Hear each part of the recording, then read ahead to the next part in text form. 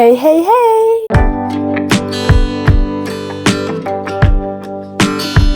J'espère que vous allez bien, moi ça va super méga giga bien. On se retrouve aujourd'hui dans une nouvelle vidéo un petit peu originale que j'ai pas trop l'habitude de faire sur ma chaîne, mais j'ai un petit peu envie de vous la faire comme les reliques de la palle, un petit peu tous les 6 mois pour faire des petits updates. Et il s'agit, comme vous l'avez vu dans le titre et sur la miniature, de mes wishlist. Alors ma wishlist en l'occurrence j'en ai pas 15 non plus, parce que c'est vrai que j'ai pas de traces en fait écrites des livres que j'aimerais acheter, et des fois quand je me retrouve en librairie, je sais pas trop quoi prendre et j'y vais un petit peu au pif et des fois je suis quand même déçue. Donc je me suis dit pourquoi pas me créer vraiment une wishlist que je vous updaterai tous les 6 mois, les livres que j'ai achetés, les livres que j'ai lus dans cette wishlist et ceux que j'ai adorés, bref. Du coup, alors désolée d'ailleurs pour ma voix, j'ai passé un week-end à fêter mon anniversaire, donc j'ai peut-être la voix un petit peu cassée. Ne vous en préoccupez pas, elle reviendra à la normale dans les prochaines vidéos, c'est promis. Et en plus de ça, j'ai pu faire mes ongles du coup, vu que j'ai eu 4 jours de repos d'affilée. Parce que je ne peux pas faire mes ongles à cause du travail, étant donné que je travaille dans l'alimentaire et la restauration. Du coup, tu peux pas avoir des ongles faits. Enfin, je peux avoir mes ongles, on va pas me les arracher, mais pas les ongles faits. Bref. Écoutez, je vous propose qu'on y aille tout de suite. C'est parti!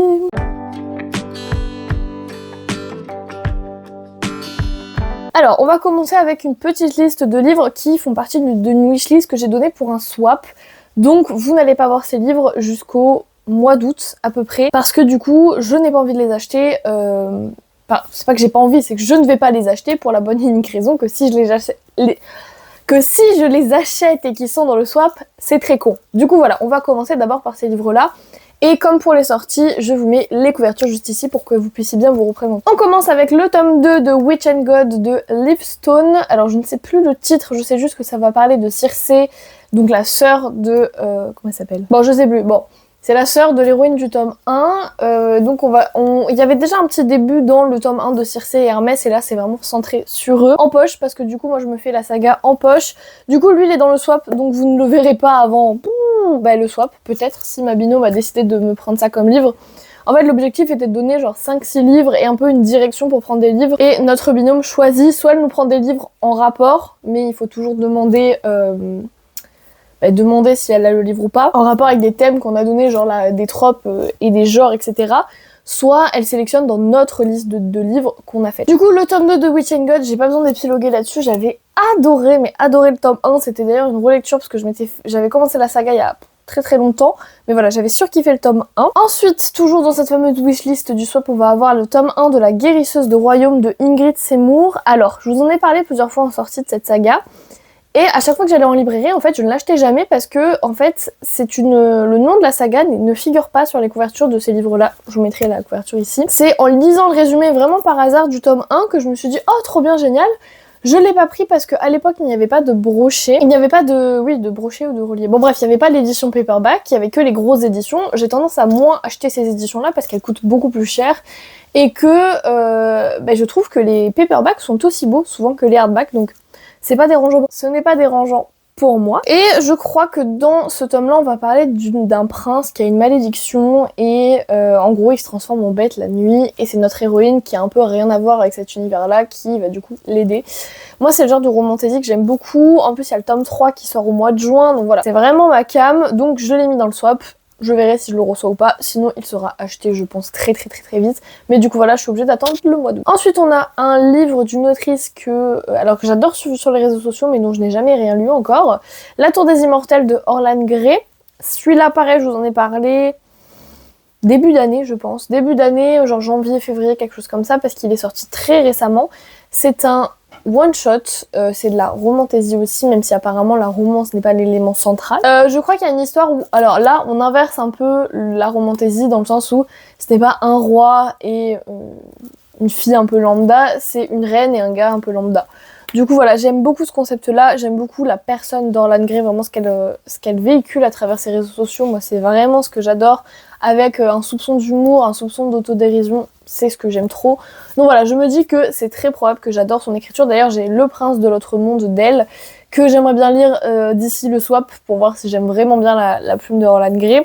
Mais du coup voilà, ça fait partie des achats qui, même si je le reçois pas dans le swap, seront dans les achats des mois à venir, vraiment. Ensuite, Affronter la nuit, le tome 1 de Marie Replin, donc c'est elle qui a écrit La carte des confins que vous avez vu dans la vidéo des Rollis. C'est une saga que je me trimballe depuis très longtemps, j'avais adoré sa plume à l'époque, j'avais adoré l'univers de La carte des confins. Alors Affronter la nuit, c'est plutôt de la fantasy que vraiment l'univers pirate, mais écoutez, il faut un petit peu se diversifier dans la vie, hein, voilà, je vais pas lire que de ça d'elle. Je vais pas lire que La carte des confins d'elle. En plus de ça, vraiment tout le monde en parle en ce moment. Enfin, à sa sortie plutôt. Après, je crois qu'il y a le tome 2 qui est annoncé, je crois, si je dis pas de bêtises. Donc voilà, il y a le tome 2 qui est annoncé aussi, donc je pense que c'est pour ça qu'on le remet un peu sur le devant de la scène. Mais à l'époque où il est sorti, moi c'est vrai que j'avais un peu fait la sourde oreille. Et puis je me suis penchée dessus un peu par hasard en lisant un résumé d'une chronique sur Insta, et je me suis dit ouais, quand même j'ai bien envie de le lire. Je ne sais plus si c'est de la romantasy, de la fantasy. J'aime beaucoup la couverture, elle est très jolie, j'ai envie un peu de me laisser porter, donc je ne saurais même pas vous résumer le livre, mais voilà, je me laisse porter pour ce swap et nous verrons bien. Ensuite, alors je l'ai mis avant de me faire spoiler, vous connaissez l'histoire autour de ce livre je pense, Force Wing, le tome 3 de Rebecca Yarros. Je l'ai effectivement mis dans la wishlist, j'allais dire la pile, pas du tout, la wishlist du swap avant de me faire spoiler. Donc j'avais déjà envoyé mon formulaire et tout, donc bon, je pouvais pas dire bah non, pas Force Wing parce que je me suis fait spoiler. Voilà, j'hésite vraiment à continuer cette saga parce que je vous en ai déjà parlé encore une fois dans ma vidéo des sorties, quand j'ai parlé de la sortie de ce livre parce qu'il sort dans quelques jours là. Je suis très perplexe quant à cette saga maintenant que je sais ce qui se passe à la fin du tome 3. Parce que j'ai l'impression qu'on se fout juste de notre gueule et qu'on essaye de nous faire acheter des pages et des pages entières devant, étant donné la fin de la saga. Enfin, c'est pas la fin de la saga parce qu'apparemment il y aurait un tome 4. Rajoutons des pages. Je suis vraiment perplexe quant à cette saga dont j'ai adoré le tome 1. Et le fait de savoir que le tome 3 se termine ainsi, heureusement qu'elle a annoncé une suite, parce que là, sans suite, j'aurais pensé que le foutage de gueule était intégral. Alors beaucoup vont dire que c'est pas très commun pour de la romantasy, que c'est bien, mais non, je trouve pas ça bien.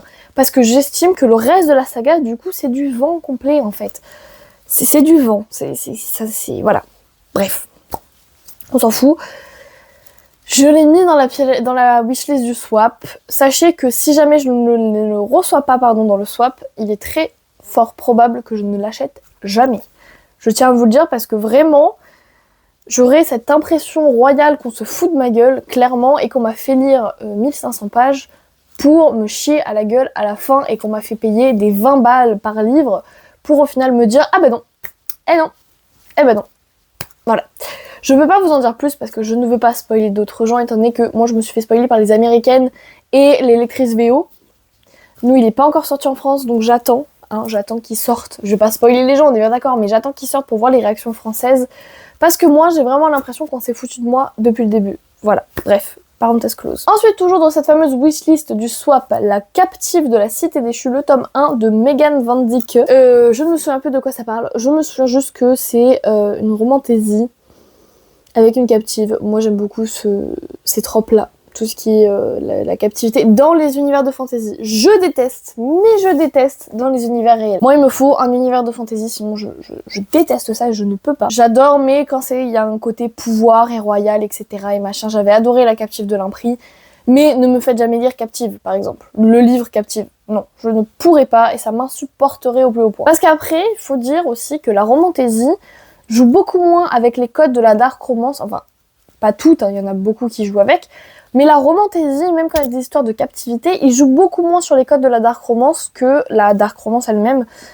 Donc c'est beaucoup plus potable et beaucoup plus lisible et beaucoup moins tiré par les cheveux les 3/4 du temps, parce que vraiment, vous avez des dark romances, tu te dis, mais en fait, c'est juste un concours de qui ira au plus glauque et au pire que ce que l'héroïne peut accepter, quoi. Donc vraiment, voilà. Et enfin, j'aimerais beaucoup avoir, je l'ai mis dans le swap, Dame et d'écailles de Adeline Diaz. Alors je vous en avais parlé au moment de sa sortie.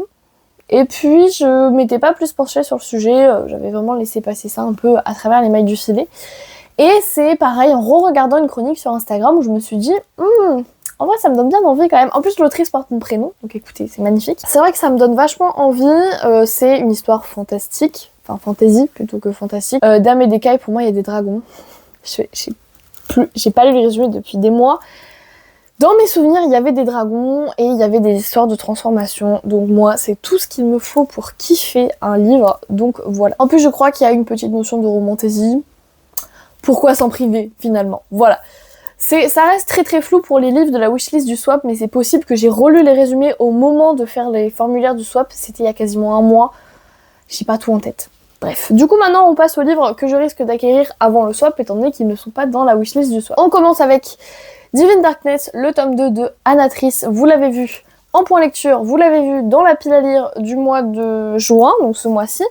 Je vous en ai parlé en long, en large et en travers. Je veux lire le tome 2 ce mois-ci parce que je pense que c'est une saga où je peux lire un livre par mois, c'est une trilogie. Hein. Donc c'est une saga que je peux me faire dans l'été parce que j'ai adoré le tome 1. Même si ça restait très très très introductif, au final, j'ai quand même beaucoup aimé. Hein. Voilà, je ne peux pas être plus honnête, j'ai quand même beaucoup aimé. Et je pense que le côté introductif va créer une saga en apothéose. Alors, j'ai quand même légèrement peur que ça me fasse un petit syndrome du tome 2. Je vous en avais parlé notamment quand j'ai lu Shade of Magic, donc Shade of Shadows, le tome 2. Le tome 2 d'une trilogie, il a tendance à retomber comme un soufflet. Vous avez une montée dans le tome 1, le tome 2 c'est juste un tome de transition et après une apothéose dans le tome 3. Souvent ça fait vraiment, si on prenait un graphique, ça ferait ça quoi. Et c'est ce que j'appelle le syndrome du tome 2, c'est vraiment ce tome 2 plat et qui sert juste de transition à un tome 3. Je ne sais pas si ça va être ça, j'ai lu le résumé, ça me donne vraiment bien envie. Cet après-midi je dois aller en librairie, donc je pense hein, que cet après-midi il est acheté. Après le but est de l'acheter le plus tôt possible dans le mois de juin, étant donné que c'est une de mes lectures du mois de juin que j'ai envie de faire, donc bon quand même. Ensuite nous avons Les Royaumes de Feu, le tome 9 de Tweety Sutherland. Alors là pareil, il est acheté cet après-midi, vous le savez. J'en lis un tous les mois depuis longtemps maintenant, hein. Déjà cet été, voilà. Donc il est acheté cet après-midi, c'est sûr et certain, c'est Les Serres du Pouvoir. On est en train d'apprendre tellement de choses sur le passé que là je suis en train de... Voilà, j'ai la tête comme ça, j'ai envie de savoir la suite. En plus de ça, ils ont annoncé un tome 16, enfin l'autrice a annoncé la sortie potentielle d'un tome 16. C'est bien parce que qui dit tome 16 dit nouveau cycle entier, donc ça veut dire 5 tomes en plus. Donc voilà, moi je suis très heureuse et je n'ai pas peur d'avancer dans la saga, au contraire. J'ai très envie d'avancer dans la saga. En parlant un petit peu de mes sagas phares, on va dire, j'aimerais beaucoup acheter L'Épouvanteur, le tome 14 de Joseph Delaney. J'ai lu le tome 13 à l'occasion du mois de la fantaisie. D'ailleurs, il est juste là. Voilà. Ça a été un grand tournant dans la saga et d'ailleurs, la saga est bientôt terminée et après c'est un spin-off qui va commencer. Et j'aimerais bien l'acheter avant Halloween. Pourquoi? Parce que je me fais un tome de L'Épouvanteur au mois de mai et un tome de L'Épouvanteur au mois d'octobre pour Halloween parce que vraiment ça s'y prête super bien. Donc voilà, je l'achèterai d'ici là, il n'y a rien qui presse, il fera partie de mes achats, peut-être même du mois d'octobre. Voilà, parce que je sais très bien que je le lirai pas avant. C'est pas un problème du tout que je ne l'ai pas tout de suite, donc j'attends pour l'acheter. En plus moi je les achète en poche, donc ils coûtent à peu près 8 €. Donc voilà, ça va pas me mettre dans la merde pour le mois, mais quand même je peux attendre de l'acheter et acheter d'autres livres avant que j'ai vraiment très envie de lire cet été. Voilà, je vous le mets dans la wishlist, sachez juste qu'il sera acheté d'ici octobre de sûr, donc voilà. Vous le saurez au moins. Ensuite, une suite aussi que j'aimerais beaucoup lire. J'ai pas mis de tome particulier. La suite de Bodyguards, je vous mettrai un tome en exemple. J'ai lu le tome 1, ça a été un des premiers livres que j'ai relu quand j'ai repris la lecture, tout simplement. Et depuis, je n'ai toujours pas avancé la saga. Ça fait quasiment un an que j'ai repris la lecture, mon compte Instagram, mon compte YouTube. Et depuis, je n'ai toujours pas avancé cette saga alors que j'avais adoré le tome 1 et que j'adore la trope du Bodyguard. Et que le tome 2 a l'air vraiment très croustillant. Du coup, voilà, dans l'année, j'essaierai de m'acheter la suite de la saga, au moins le tome 2, pour avancer un petit peu parce que vraiment j'avais adoré et je comprends pas pourquoi j'attends toujours pour continuer les sagas. En plus c'est une autrice française, donc vous avez sa plume, en fait il n'y a pas de traduction qui est passée derrière et ça je trouve ça encore plus génial, plus authentique et j'adore.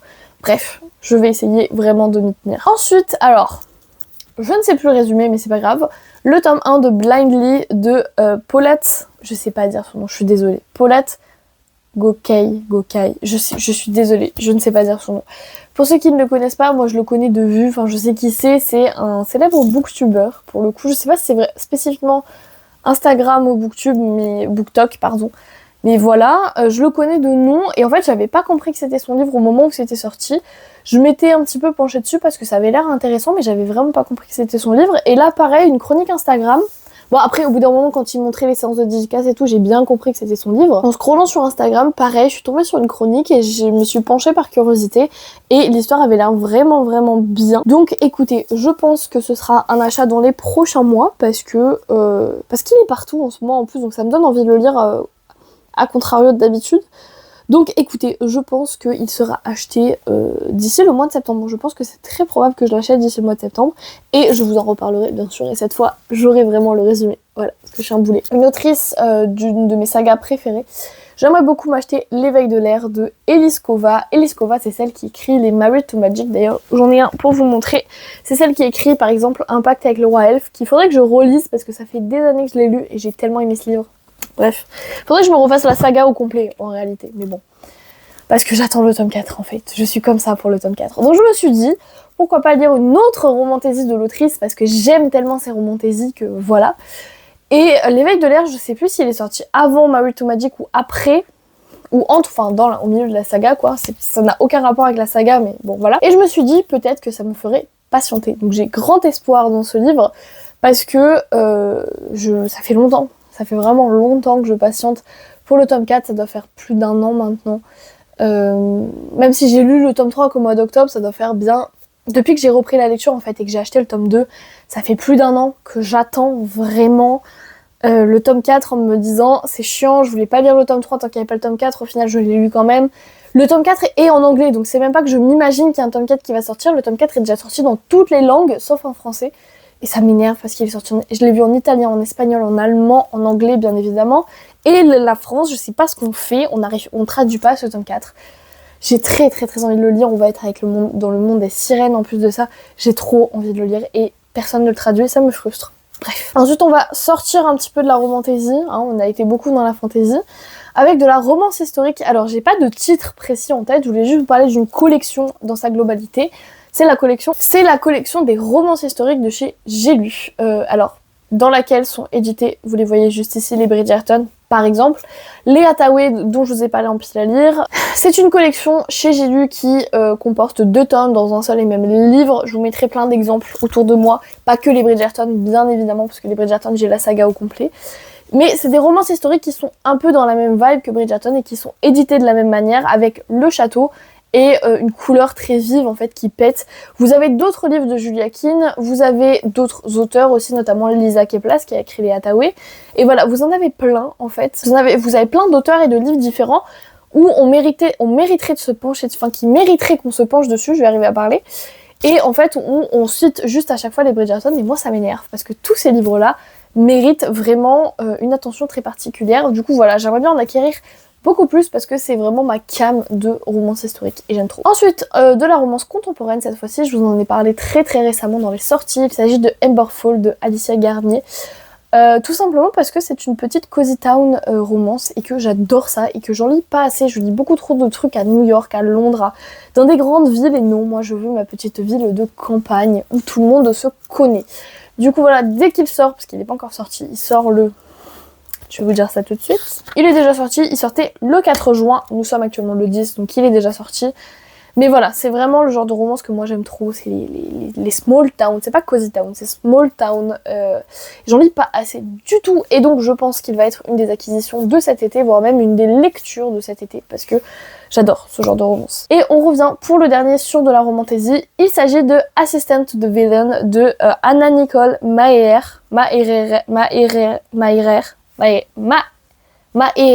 je sais pas. Bref, on s'en fout. Le tome 2 sort au mois de juin, sort fin juin, je crois, quelque chose comme ça, et ça m'a donné envie de me pencher sur le tome 1, parce qu'à l'époque, en fait, le titre et la couverture ne m'inspiraient pas grand-chose, et toujours la même histoire. Je suis tombée sur une chronique sur Instagram, et ça a fait tilt, et je me suis dit, ah, mais en fait, ça a l'air trop bien. En fait, ça a l'air génial. Qu'est-ce que j'attends, en fait? Ça a l'air vraiment super, donc je pense que je vais me le procurer d'ici l'été, toujours pareil, parce que moi, je suis une très grande fan de romantaisie, j'en lis matin, midi et soir, donc bon. Une romantaisie en plus avec le vilain, enfin voilà. Moi, c'est vraiment des trucs qui me plaisent énormément. Le fait qu'elles doivent détourner un complot contre son patron. En plus, c'est un peu une histoire de boss employé, mais pas dans un monde contemporain, donc c'est hilarant en plus de ça. Donc écoutez, voilà pour ce dernier livre de ma wishlist. Et bien écoutez, j'espère que cette vidéo vous aura plu. Elle change un petit peu de d'habitude parce que je n'ai pas l'habitude de tourner ce genre de vidéo et j'avoue, j'ai eu une bonne idée là parce que clairement ça me plaît de vous sortir ce genre de vidéo et j'aime beaucoup. Du coup voilà, j'espère quand même qu'elle vous aura plu. Moi j'ai adoré la tourner. De toute façon, on se retrouve dans 6 mois pour un petit update de ce que j'ai lu, ce que j'ai acheté et ce que j'ai aimé ou pas aimé. Bref, moi je vous dis à très bientôt. Je vous souhaite de passer de très bons examens pour ceux qui passent le bac, le brevet. On est avec vous. De très bons moments de repos pour ceux qui sont en vacances. De très bonnes lectures et je vous fais plein de bisous. Ciao!